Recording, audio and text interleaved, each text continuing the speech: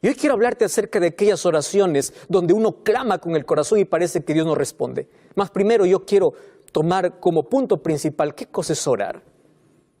Siempre hablamos que tienes que orar, pero ¿qué cosa es orar? Primer concepto, orar no es informar a Dios. No es que cuando yo oro, Dios recién sabe que yo me quedé desempleado, que no tengo dinero. Oración no es dar información a Dios, porque Dios sabe, Él es omnisciente. Él conoce todas las cosas, Él sabe mi necesidad. Entonces tú puedes decir, pastor, ¿y por qué yo tengo que orar? La oración es para depender y ayudarnos a aceptar su voluntad. Para eso es la oración. En la oración yo coloco mi voluntad para que Dios pelee por mí, luche por mí, porque estamos en un grande conflicto. Y cuando yo oro, Dios allí interviene, incluso en las cosas que yo tengo que hacer en la vida, porque en este conflicto Él lucha a mi favor, porque yo entrego mi voluntad a la voluntad de Dios. Y yo recibí muchos mensajes, Facebook, Instagram, Twitter, personas que dicen así, pastor, ore por favor para que Dios traiga a mi esposo que me abandonó y se fue con otra mujer. Yo le dije, ¿cómo voy a orar? Y una mamá dice, pastor, ore para que mi hijo pueda volver, porque yo estoy orando desde hace mucho tiempo, él está rebelde, él salió de los caminos de Dios. Y uno ora por una madre que ora por sus hijos y por una mujer que quiere que el marido vuelva. Entonces uno dice, ¿qué oraciones va a contestar? Dios no puede romper la voluntad del ser humano. Dios va a trabajar en el hijo que se fue y en el marido que se fue, pero Dios no puede obligar al ser humano. Dios no va a decir a ese hombre, ahora yo voy a romper tu voluntad y te voy a traer nuevamente a tu familia, porque Dios no puede romper la voluntad humana. Pero la oración nos ayuda para que el Espíritu Santo siga trabajando en el corazón de las personas. Entonces, por eso es que hay algunos hijos que vuelven a los caminos de Dios después de algún tiempo, otros después de menos tiempo. No depende del poder divino, sino de la voluntad humana para poder escuchar la voz de Dios. Respuestas de Dios siempre buscamos en la vida. Y hay un texto que me intriga en Salmos capítulo 37, versículo 4. Hay una promesa y Dios dice, deleítate en Jehová y Él te concederá las peticiones del corazón. ¿Qué más puede pedir el ser humano? Todo lo que tú deseas, Él te concede. Más dice, deleítate en Jehová. La palabra deleite está asociada con la palabra adoración. La palabra adoración viene de la palabra original proscuneo, que de allí viene incluso la palabra canino, para darnos la idea de qué cosa significa adoración. ¿Qué significa adoración? Tú has visto a tu can, a tu perrito, cada vez que tú llegas a casa, cómo sube, salta, mueve la cola, quiere besarte, como si nunca te hubiese visto y tú apenas saliste 5 minutos fuera de la casa. Y la adoración es así, cuando estamos en la presencia de Dios, que podamos disfrutar, deleitarnos en su presencia. Por eso es que incluso de ahí deriva esa palabra, adoración. Deleítate en Jehová, gózate, disfruta y Él concederá todo lo que tú deseas, pero tus deseos van a cambiar en la medida que te acerques a Dios. Tus deseos cada vez van a ser más espirituales que materiales. Y esto es una promesa que Dios me da. Y hay personas que dicen, pastor, entonces, ¿cómo yo devorar alguna estructura? Jesús nos enseñó una estructura. Yo no voy a hablar acerca de la estructura. Sin embargo, la oración de una manera más simple es abrir el corazón, es conversar con Dios. Y si tú quieres aquí una estructura breve, te voy a dar por lo menos 5 cosas que debes considerar en la oración como adoración, para que Dios pueda conceder los deseos de tu corazón. En primer lugar, tú tienes que comenzar engrandeciendo a Dios. Alábalo a Dios porque Él es soberano, Él es eterno, Él es tu Dios. Número 2, tú tienes que agradecer a Dios. Sé grato con Dios. No solamente te vayas para pedir a Dios. Número 3, tú tienes que conversar, abrir tu corazón, hablar con Dios. Número 4, tienes que pedir la voluntad de Dios y termina diciendo en el nombre de Jesús, amén. ¿Te diste cuenta que es simple? Aquí está la oración como adoración y Dios va a conceder los deseos de tu corazón. Y para la oración, querido, no hay negociación. Nuestra vida sería diferente si antes de cada decisión nosotros hiciéramos una oración. Tuviésemos menos heridas en la vida. ¿Escuchaste esa frase? Es mejor tener marcas en las rodillas que heridas en el corazón. Es mucho mejor pasar más tiempo con Dios en oración. Pastor, pero yo no tengo ganas de orar, yo no quiero orar. Cuando no tienes ganas de orar es cuando más necesitas de orar. Y orar cuando no tienes ganas es más simple. ¿Por qué es más simple? Porque ahí donde tú estás, acostado, caminando, manejando, estás allí en el cuarto, donde estés, tú dile a Dios, Señor, no quiero orar. Y ya estás orando, porque tú necesitas de la oración. Muy bien, tú puedes decir, pastor, eso está bien. Porque no hay negociación, no hay que apartarse de esa conversación, de esa dependencia de Dios. El ser humano cuando tiene victorias sale para celebrar. Jesús cuando tenía victorias iba a la soledad del desierto para orar. ¡Qué gran ejemplo que nos dio Jesús! Pero allí viene la pregunta y eso es lo que queremos resolver hoy. ¿Y qué sucede cuando Dios no responde las oraciones? Cuando yo abro la Biblia encuentro un Ezequías que le dijo a Dios, Señor, yo no quiero morir. Y Dios le respondió dándole 15 años más de vida. Encuentro la oración de Jabes, donde Dios le dio exactamente todo lo que él pidió. Todo lo que él pidió. Y dice, y Dios le respondió. Encuentra un Pedro, que es la oración más corta, que le dice, Señor, sálvame, y Dios le salva. ¿Y por qué parece que no responde todas las oraciones que nosotros hacemos? ¿Por qué parece que a veces Dios se queda en silencio? Hoy te voy a mostrar en la Biblia, por lo menos algunas razones. Primero, vamos al libro de Jeremías capítulo 33, versículo 3. Aquí hay un pedido y una promesa. Dice así el versículo, clama a mí. Fíjate que clamar no es un pedido superficial. Demanda de una intensidad del corazón. Clama a mí y yo te responderé y te enseñaré cosas grandes y ocultas que tú no conoces. Entonces, cuando yo leo esta promesa, yo me arrodillo y yo le digo a Dios, aquí está tu promesa. Tú me has dicho para clamar, yo voy a clamar. Ahora, tu respuesta. Y su respuesta no depende de mi pedido, depende de su soberanía.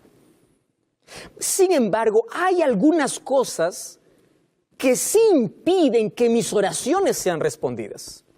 Te voy a mostrar algunas. Por ejemplo, primera cosa. Mateo capítulo 7, versículo 7, Jesús dice, pedid y se os dará, buscad y hallaréis. ¿Qué cosa está diciendo Jesús? Hay personas que solamente repiten una oración mecánica, pero no están pidiendo. Es decir, repetir una misma oración no es pedir, no es llamar, no es buscar. Aquí lo que Jesús está diciendo es, yo voy a hacer caso, yo voy a escuchar oraciones que nacen del corazón, los deseos que realmente tiene. Dios no responde oraciones no hechas y Dios no responde oraciones que no hay un deseo del corazón. Pedid, buscad, llamad. Son 3 verbos que Dios coloca para la oración. Número 2. Mateo capítulo 21, versículo 22. Mira lo que dice Mateo capítulo 21, versículo 22.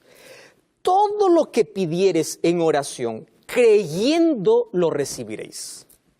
Quiere decir, la incredulidad puede levantar una barrera para recibir la respuesta de Dios.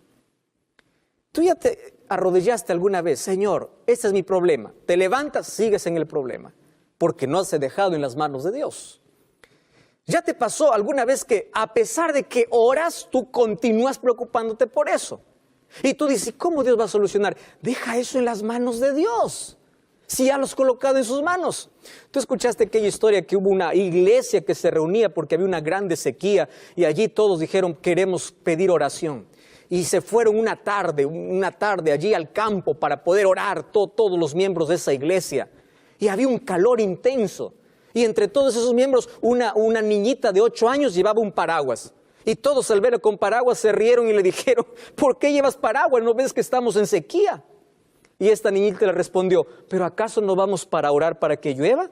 ¿Y qué tal si Dios responde a nuestra oración inmediatamente? Solamente yo voy a tener paraguas. ¿Entiendes qué cosa es fe? ¿Qué cosa es colocar en las manos de Dios y creer que de su respuesta soberana es lo que nosotros vamos a recibir? Creer, pedir con fe. Número 3, tienes que agradecer. Efesios capítulo 4, 6 dice, no se afanen por nada, pidan a Dios y dice, sean conocidas sus oraciones con acción de gracias. ¿Qué te parece? A veces buscamos a Dios solamente en emergencias y solamente nos acercamos, Señor, quiero. Y cuando Dios te concede una bendición, ¿acaso te vuelves para agradecer? Empieza a revisar tus oraciones. ¿Cuántas cosas pides y de cuántas cosas agradeces? La gratitud forma parte de la oración. Número 4, mira lo que dice Juan capítulo 15, versículo 7. Este es un texto interesante. Juan capítulo 15, versículo 7. Dice así la palabra del Señor. Si permaneces en mí y mis palabras permanecen en vosotros, pedid lo que queráis y os será hecho. ¿No te parece demasiada esta promesa? Si tú permaneces en mí y mi palabra permanece en ti, quiere decir, no haces tu voluntad, no haces lo que tú quieres. Tú haces mi voluntad, mi palabra está en tu corazón. Pídeme lo que quieras porque yo te daré. ¡Wow! ¡Qué impresionante! Eso significa, tú necesitas ir a Dios, pero no solamente para pedir. Necesitas abrir su palabra para conocer su voluntad. Dios no es un tipo banco, cada vez que estás con miseria o pobre te vas para pedir un préstamo y tiene que darte. No, Dios no es un Dios bombero que solamente lo llamas cuando tu vida está en incendio. No, acércate para conocer su voluntad. Y fíjate una cosa, la persona que no vive conforme a la voluntad de Dios, mira lo que sucede. Proverbios capítulo 28, versículo 9, eso es un texto impresionante. Dice, el que aparta su oído para no oír la ley, hasta su oración es abominable. Empieza a vivir de acuerdo a la voluntad de Dios. Pero todavía hay algo más.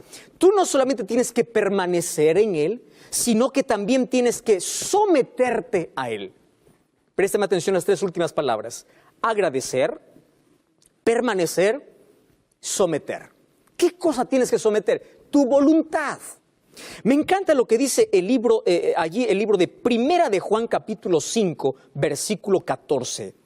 Primera de Juan, capítulo 5, versículo 14. Dice, esta es la confianza que tenemos en Él. Si pedimos alguna cosa conforme a su voluntad, Él nos oye. Ajá.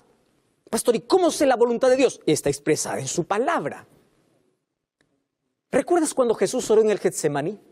Oró al Padre y le dijo, Padre, pase de mí esta copa, este dolor, este sufrimiento, esta angustia, pero no sea como yo quiero, sea como tú quieres. A veces nosotros estamos acostumbrados a ir a Dios con órdenes, diciendo, yo quiero esto ahora, cuando yo quiero, en mi tiempo, como yo quiero. Y a veces nos atrevemos, somos tan atrevidos de pedir cosas a Dios inmediatas y que las haga como nosotros queremos, como si Dios estuviera bajo nuestra orden. Dios es soberano. Dios sabe cuándo darte y cómo darte. Dios sabe qué necesitas y qué no. Aquella niñita estaba jugando con su hermanito. La madre estaba en la cocina y la niña empieza a llorar. La madre le dice, hijo, ¿por qué llora tu hermanita? Porque no le doy lo que ella pide. Y él le dice, para que no llore, dale lo que ella pide. Dentro de 2 minutos la niña empezó a llorar con más fuerza. Y le dice, ¿y por qué llora ahora? Ah, porque le di lo que ella quería. ¿Y qué cosa quería? Quería agarrar una abeja. A veces nosotros hacemos ese tipo de pedidos a Dios. Dios ve el panorama más amplio. Nuestra visión es limitada solamente para ver el presente, pero Dios ve más allá. Y a veces sus respuestas es, espera un momento, y a veces los no de Dios son las mayores bendiciones disfrazadas, pero Dios nunca queda en silencio. Él siempre responde nuestra oración. Otra condición, según Marcos 11:25, dice que tenemos que perdonar para ser perdonados. Nos cuesta perdonar. Y Dios dice, tú no tienes que romper el puente por donde tú tienes que pasar. Si tú quieres recibir perdón, entonces también tienes que perdonar. El rencor y el odio es un veneno que tú mismo estás tomando y queriendo matar a la otra persona. Hay otra condición para la oración, sí. Santiago capítulo 4, versículo 3, es un texto muy fuerte. Y mira lo que dice Santiago capítulo 4, versículo 3.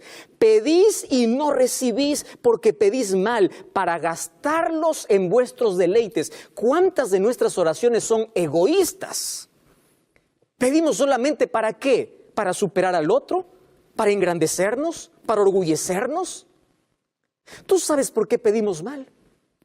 Justamente porque nuestra voluntad no es la voluntad de Dios, porque no estamos en armonía con Dios. Nuestros pedidos a veces se tornan egoístas. Yo te puedo dar muchos ejemplos aquí. El libro de Colosenses capítulo 4, versículo 2 dice, tenemos que perseverar en la oración. Y finalmente Jesús dijo en Juan 14, 13, pedid en el nombre de Jesús, porque en el nombre de Jesús, dice el Hijo, así es glorificado en el Padre. Toda oración debe ser hecha en el nombre de Jesús. Por lo menos son algunas cosas que tenemos que considerar para que cada vez que nosotros oramos podamos tener una respuesta. Pero la respuesta de Dios va más allá de mi pedido. La respuesta depende de su soberanía. Yo te voy a mostrar una oración en la Biblia que no fue respondida. Mira lo que dice el libro de 2 de Corintios capítulo 12, versículo 8. 2 de Corintios capítulo 12, versículo 8. Dice así el apóstol Pablo, respecto a lo cual 3 veces he rogado al Señor que quite de mí. Él está hablando que él tiene un aguijón en su carne. Tiene un problema. No sabemos qué tipo de problema. Algunos piensan que era un problema en la visión. Pero allí dice, este aguijón yo le he rogado a Dios que quite. Y Él me ha dicho, bástate mi gracia porque mi poder se perfecciona en la debilidad. No es que todas las oraciones tienen respuesta. El apóstol Pablo, siendo un hombre de fe, siendo un hombre de oración, siendo un hombre de dependencia, se fue a Dios, le rogó, le pidió, le suplicó. Y Dios le dijo, no. En mi soberanía, no. Porque hay cosas que si Dios te da, tú te vas a apartar de Él. Hay enfermedades que no se curan porque si se sanan, se apartarían de Él las personas. Hay personas que no se levantan rápido del fracaso porque si rápido tienen la victoria, se olvidan de depender de Dios. Hay personas que no tienen el milagro que esperan porque ese problema es lo único que les mantiene dependientes de Dios. Entonces aquí no está la idea de que yo pido y tiene que hacerse. Como por ahí algunos dicen, yo ordeno, yo pido. Tú no eres nadie para ordenar a Dios. Tú y yo tenemos que someternos a la soberana voluntad de Dios.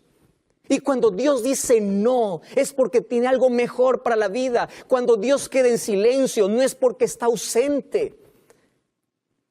Es porque quiere mostrarnos algo mejor para la vida. Y es verdad que hay cosas que aquí nunca entenderemos. Nunca.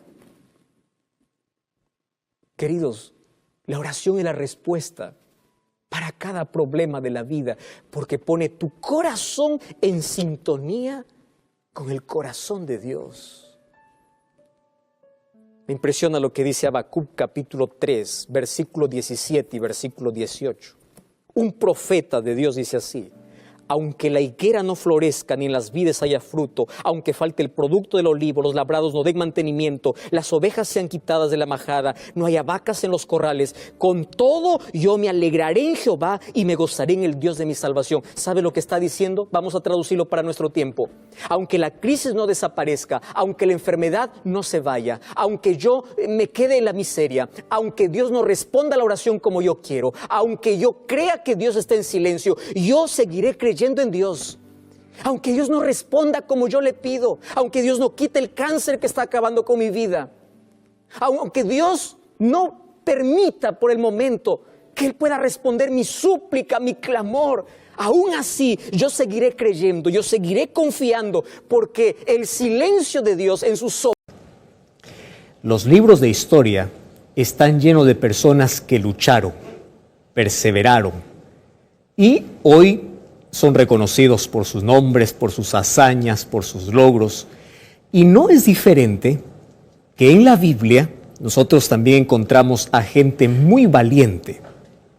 Valiente es aquel que persevera, que lucha hasta el final, que alcanza el objetivo. Todos los seres humanos queremos ganar. Todos los seres humanos queremos tener victoria. No hay una persona que planifique su derrota. No existe alguien que dice, yo voy a emprender algo y quiero que esto salga mal. Todos soñamos levantar la copa, levantar el título, todos soñamos con que nuestro nombre puede estar entre los mejores, todos soñamos con tener la victoria. Mas, ¿cómo se consigue la victoria? En la Biblia no hay lugar para gente que desistió.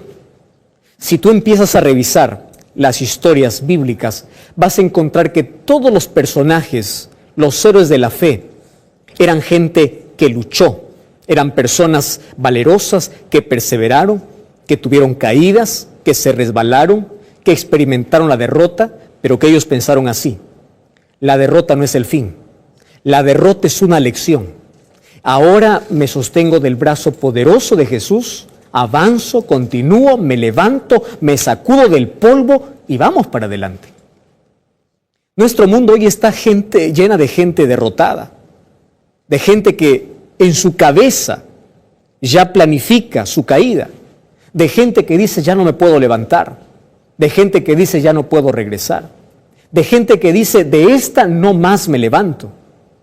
Recibo tantos mensajes cada día de personas que están tan desanimadas. Desanimarse no es malo, todos nos desanimamos en algún momento. El problema es estar allí o quedar desanimados por mucho tiempo sin levantarse. Caer en la vida es parte de la vida, es parte del aprendizaje. Todos fracasamos, todos cometemos un error. El problema es acostumbrarse tanto a ese fracaso y decir, yo de aquí no me levanto más. Ese es el problema. Ahora, ¿cómo tener victoria?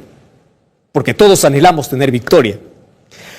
Hace algunas semanas una persona me escribió contándome una historia realmente sorprendente. Sabes que yo me quedo impresionado con historias que me cuentan allí a través del Facebook, de una página que tengo, y de personas de diferentes partes del mundo. Me quedo sorprendido con algunas historias que me estremecen. No voy a mencionar el nombre de la persona que me escribió. Y me escribió situaciones y situaciones en su vida, tanto así, tanto le iba mal desde pequeño, desde que vino a este mundo, él no fue deseado. Tanto le iba mal en la vida que él me escribió y me dijo así: pastor, yo no nací para ser victorioso, yo nací para ser derrotado, no nací para levantar la cabeza, yo nací para andar arrastrado por esta vida. Me tocó tanto esa expresión. Y después de haber entendido el contexto en el cual él vivía, el contexto del cual él salió, el contexto en el cual él nació, y yo me quedé pensando y dije, ¿cómo hay personas que tienen todo en su contra? Hay personas que ya nacen teniendo muchas cosas en contra y hay personas que originan cosas en su contra. Es decir, toman decisiones equivocadas. Ahora, Dios puede restaurarte, Dios puede levantarte hacia la victoria, no importa el pasado que tengas, las decisiones malas que hayas tomado, la familia del cual vengas, las circunstancias del cual tú estés rodeado. Dios te puede levantar aún de las cenizas. Dios te puede levantar de donde tú estás arrastrado, del pozo más profundo. No existe pozo más profundo, más grande que el brazo de Dios. No existe. Entonces, Dios te puede restaurar. Ahora, ¿cómo lo logra eso, pastor? Estoy experimentando el fracaso. Persevera, lucha, levántate, confía. Déjate abrazar por las promesas de Dios. Ten fe, ten actitud, ten optimismo. Y hoy te voy a mostrar con un ejemplo bíblico, con alguien que tenía muchas cosas en su contra, no por circunstancias de la vida, sino por circunstancias que él mismo provocó. Entonces yo te quiero llevar a la Biblia, al libro de Génesis, capítulo 32.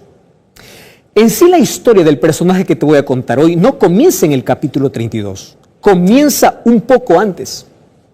Y es que allá, en el antiguo cercano oriente, existía una pareja, Isaac y Rebeca, que tuvieron 2 hijos maravillosos, gemelos. Yo no sé si tú tienes hijos gemelos, o si eres padre de gemelos, o tienes familiares que son gemelos.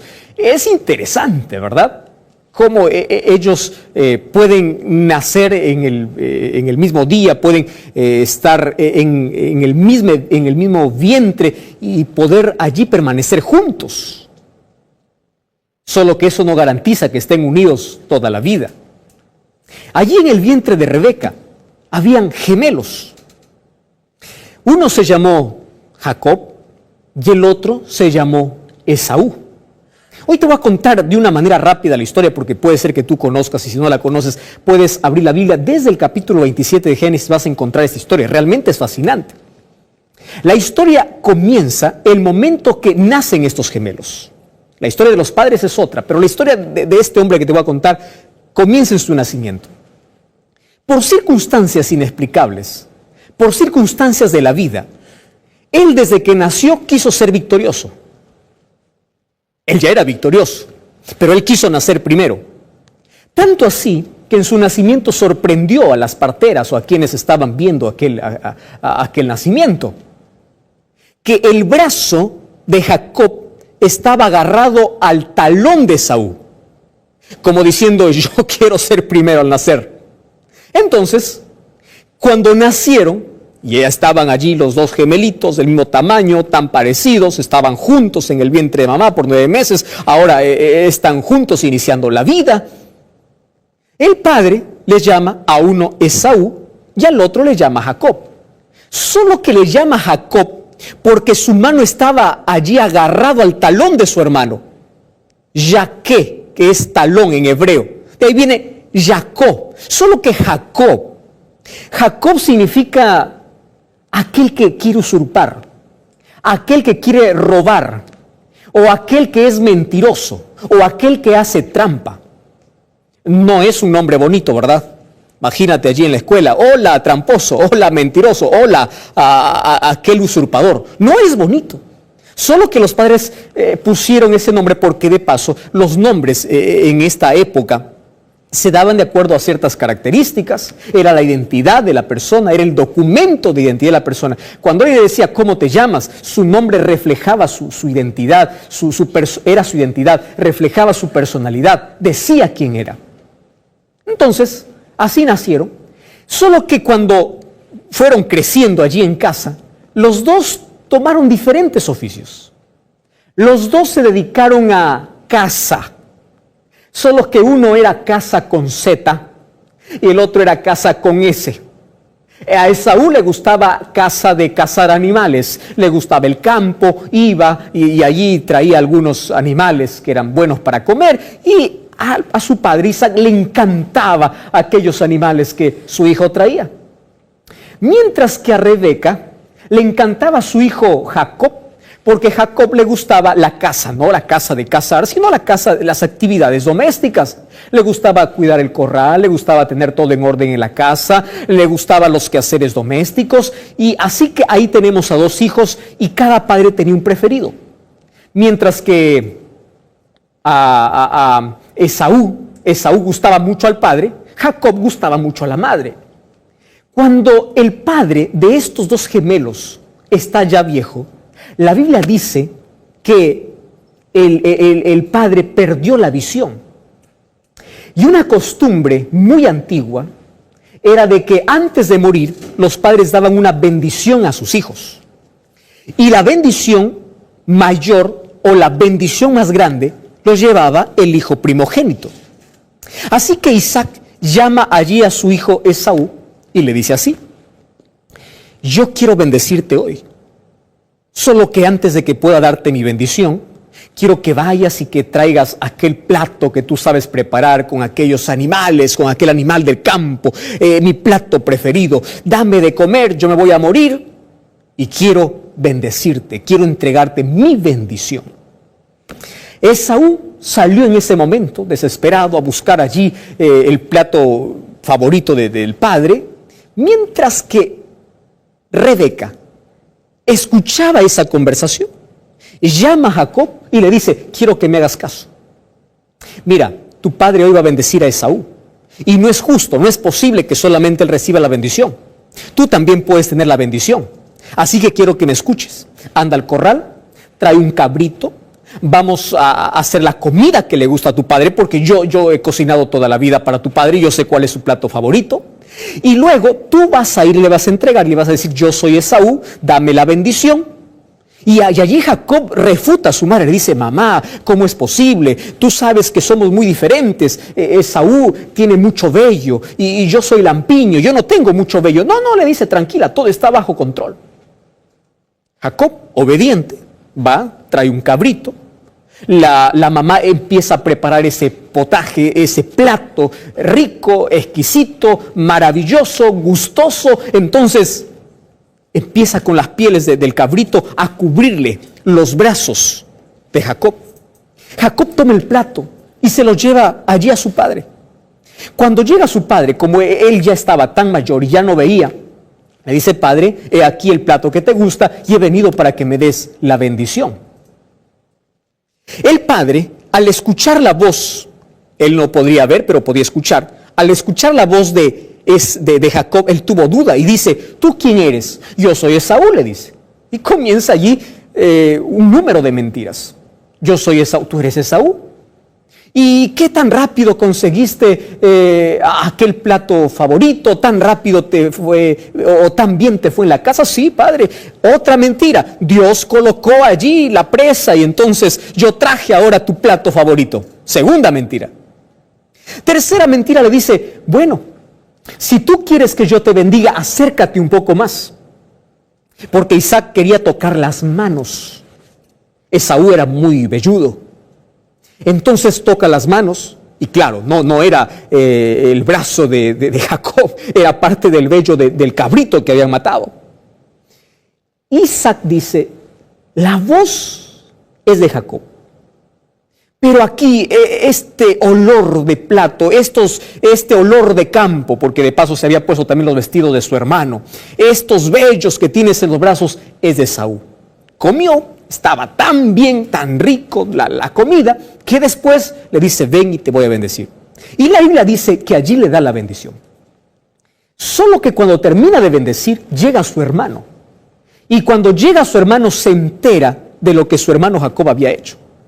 Una decisión hizo que pueda iniciar para él una vida de calvario, una vida de una conciencia intranquila. Porque por una decisión una decisión equivocada que él tomó, él tuvo que huir y se fue a la casa de su tío, que luego se convertiría en su suegro, Labán. Caminó muchos días y durante esa caminata estaba corriendo de miedo, y cuando llegó allá, él tuvo que pagar durante 20 años todo lo que hizo. Es decir, él buscó el fracaso por una decisión incorrecta, por una decisión equivocada. Él mintió, a él le mintieron. ¿Recuerdas tú la historia cuando Jacob se enamoró de una de las hijas de Labán? Le dice: mira, ¿cuánto quieres para que me entregues tu hija? ¿Y por qué le hace esa pregunta? Porque antes, aquellos que iban a hacer el trato para un matrimonio, el padre siempre pedía una dote, es decir, pedía tierras, pedía dones, pedía dinero, pedía cualquier cosa por la hija que le estaba entregando. Era parte de la cultura. Entonces, allí Jacob le dice: mira, yo no tengo dinero, yo no tengo tierras, yo no tengo herencia, yo no tengo nada, yo voy a trabajar para ti. Labán le dice: está bien, trabaja para mí, pero si quieres llevarte a Raquel, entonces tienes que trabajar 7 años. La historia dice que esos 7 años pasaron volando para él, y cuando llegó el día de matrimonio, allí empezó a pagar una de las cosas que él ya había hecho, porque le mintieron. En lugar de entregarle a Raquel, le entregan a la hija mayor, que era Lea. Y le dice Labán: bueno, si quieres la otra, entonces tienes que trabajar 7 años más. Y trabajó 14 años por Raquel. Solo que después trabajó 7 años más. Y en esos 7 años más que trabajó para su suegro, en esos 7 años fue cambiado su salario, le mintieron, le estafaron. Durante 21 años, Jacob tuvo que pagar las consecuencias de robar un día la bendición. Mira, a veces un minuto de placer, a veces un día de diversión puede arruinarnos la vida y puede traernos consecuencias terribles. Sin embargo, Dios no le abandonó. Y Dios puede restaurarte del pasado más oscuro. Porque Dios tiene poder para revertir las cosas. Dios tiene poder para llevarte a la victoria. Yo imagino entonces la vida de Jacob era una vida de remordimiento. Era una vida de cada vez que le iba mal, él decía: yo estoy pagando lo que hice. ¿No sucede así con nosotros los seres humanos? Cada vez que algo nos sucede, nos recordamos: estoy pagando algo. Y cada vez que le era engañado, decía: tiene razón, porque yo también engañé. Una persona con tantos complejos, con una carga, con tanta culpa, que necesitaba liberarse de ese pasado. Un día salió de noche de la casa de su suegro, tomó a su familia y se fue, estaba de regreso a su casa. Solo que durante 21 años él había pedido perdón a Dios, pero nunca había pedido perdón a su hermano. Así que mientras él sale de la casa de su suegro, él se entera de que su hermano está viniendo. Solo que su hermano no está viniendo solo. Su hermano está viniendo con 400 hombres. Entonces, una vez más empieza a revivir aquella escena cuando su hermano quería matarlo. Y dijo, si viene con 400 hombres, ¿yo qué hago? Yo no tengo un ejército, yo tengo solamente mi familia. Aquella noche fue de crisis para Jacob. Allí mientras estaba huyendo a su familia, los dividió por campamentos. Y mira lo que dice allí, Génesis capítulo 33, versículo 22. Se levantó aquella misma noche, tomó a sus mujeres, sus siervas, sus 11 hijos, y allí los tomó y los hizo pasar la ribera del río. Y luego él se quedó solo. Me encanta el versículo 24. Y cuando se quedó solo, empezó a luchar con un hombre durante toda la noche. De paso, el lugar donde él estaba era un lugar peligroso. Era un lugar donde habían asaltantes. Cuando él se quedó solo para reflexionar en su error, él se había quedado en el pasado. Su mente estaba en el pasado, en lo que había hecho 21 años atrás. Él no había logrado liberarse de ese pasado oscuro. Él estaba con una conciencia remordida. Él estaba de miedo. ¿Cómo va a enfrentar a su hermano? Entonces aparece allí un hombre al lado para tocarle el hombro. Y él se sorprendió mucho y pensó que era un ladrón y empezó a pelear, empezó a luchar, sin darse cuenta que este hombre no era un hombre cualquiera. La Biblia dice que era el ángel de Jehová, y cada vez que aparece el ángel de Jehová en el Antiguo Testamento se hace referencia a Cristo. Es decir, Cristo fue para consolarle en su dolor. Ahí en tus momentos de soledad, ahí en tus momentos cuando no sabes qué hacer, cuando tienes remordimiento, cuando cargas una enorme culpa sobre tus hombros, cuando estás al borde de la desesperación, de la angustia, cuando estás llorando, cuando estás allí al borde del peligro, de la muerte, alguien te toca el hombro y a veces puede asustarte sin saber que es Jesús. Y allí Jacob empezó a luchar y luchó toda la noche. Yo me quedo sorprendido con esta historia. ¿Y sabes por qué? Porque Jacob no desistió. Y en un momento él se da cuenta que con quien está luchando no es un hombre cualquiera, no es un hombre común, sino es un ser divino, es un ser celestial. Y cuando él se dio cuenta de eso, él se aferró del brazo, de los hombros de este ser divino y le dijo así: yo no te voy a soltar mientras tú no me bendigas. Esa fue la noche de victoria para Jacob. Yo no te voy a soltar. El secreto de la victoria estaba en perseverar en la oración. Él sabía que estaba en la presencia de Dios. Y le dijo: yo no me levanto, yo no te dejo a menos que tú no me bendigas. Mi vida está en peligro, estoy en riesgo. Bendíceme. ¿Y sabes qué le dice el ángel de Jehová? ¿Cuál es tu nombre? Cuando el ángel le dice ¿cuál es tu nombre?, él recuerda que esa pregunta le habían hecho 20 años atrás su padre. Solo que 20 años atrás él era un mentiroso. Y le dice: yo soy Esaú. Ahora no podía engañar, estaba delante de la presencia de Dios. Y cuando el ángel le dice ¿cuál es tu nombre?, le dice: yo soy Jacob. Él reconoció su condición. Yo cargo mi pasado. Mi nombre significa tramposo, mentiroso, usurpador.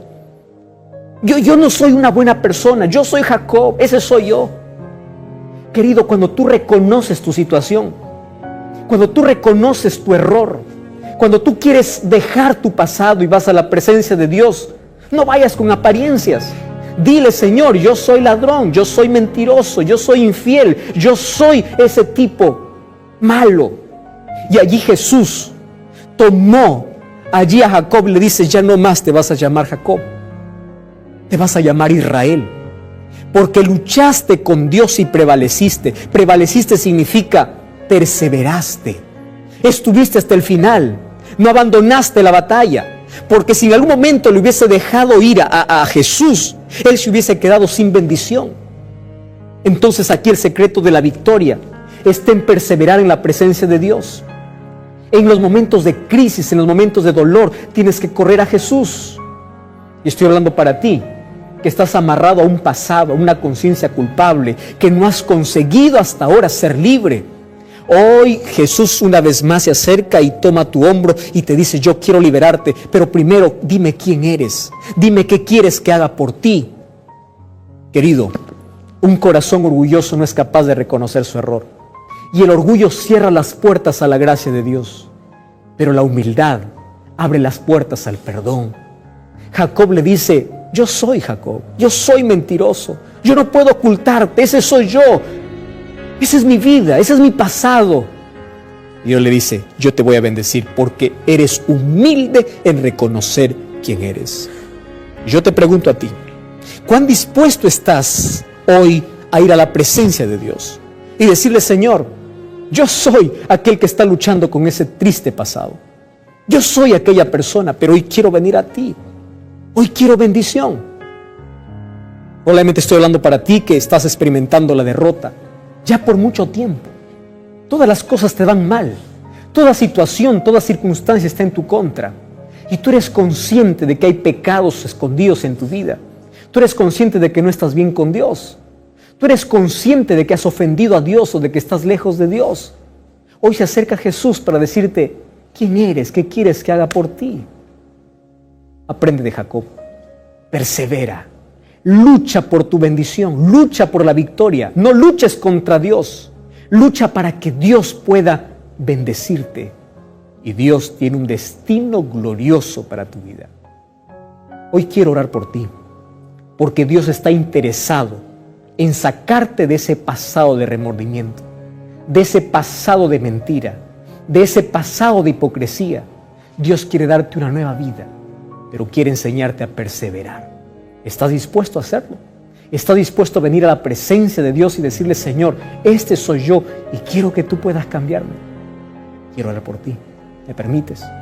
Querido Dios, gracias porque tu palabra me da esperanza, me llena de gozo, de satisfacción, al saber de que tú puedes revertir mi pasado, puedes cambiar mi vida, puedes darme la victoria después de haber experimentado tanta derrota. Hoy venimos a tu presencia así como somos, con nuestros problemas, vicios, con nuestros defectos y pecados, para pedirte perdón y para pedir restauración en Jesús. Te suplicamos en el nombre de Jesús. Amén. Recuerda visitar una iglesia adventista del séptimo día. No olvides que la verdad te da libertad y te prepara para la eternidad.